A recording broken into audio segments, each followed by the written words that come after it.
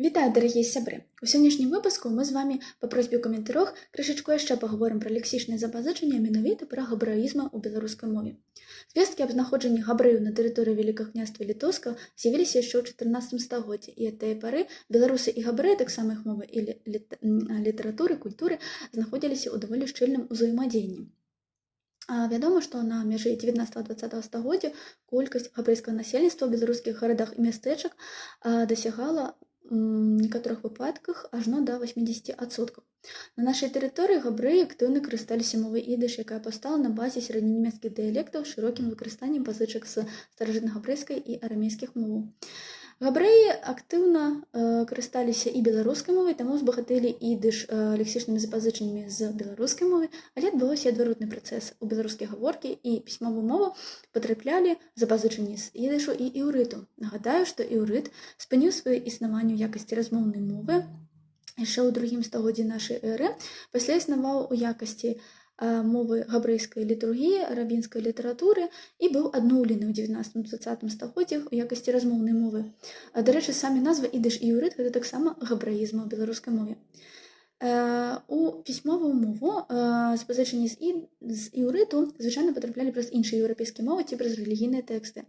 Давайце з вами назовем некаторыя лексічныя запазычанні, якія належаць менавіта да рэлігійнай тэматычнай групы. Гэта алелуя, хваліце Бога, амэнці, амінь, верую, сатана, перашкоды, супраціўнік, верувім, садамія ад назвы габрэйскага горада Садом, субота і шабат, бегемот, жывёла.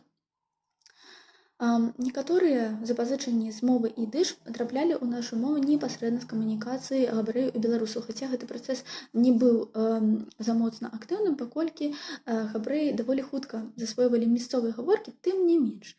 Да бясспрэчных ідышызмаў у беларускай мове адносяць наступныя лексемы: гандаль, рахунак, кахля ці капля, лотр, злодзей, разынкі, труна, хабар, катка.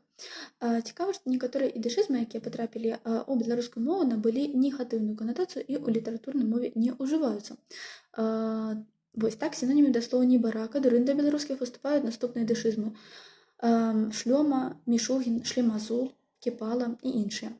Дрэннымі апраслівымі назвамі для жанчын пазычкі з ідышу былі лахудра і лярва. Пра махляра маглі сказаць герц і герцаг. Таксама з ідыш у беларускую мову патрапілі і набылі зніжанае значэнне наступныя словы: кагал, хеўра і хаўрус накаранёвыя, хаяць, хаіць, ганіць, так, пейсы, нечесаныя брудныя валасы, а федрыла, худы замораны конь.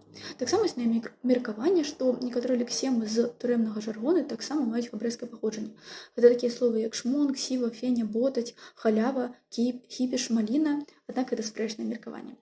Дарагія сябры, спадзяюся, вам было цікава паслухаць пра габраізм у беларускай мове, і калі ласка, напішыце ў каментарах, пра што вам было б цікава пагаварыць са мной у жывую на стрыме, пра старажытную беларускую мову, пра сучасную беларускую мову ці пра камп'ютарныя тэхналогіі, пры дапамозе якіх можна ажыццяўляць лінгвістычныя даследаванні.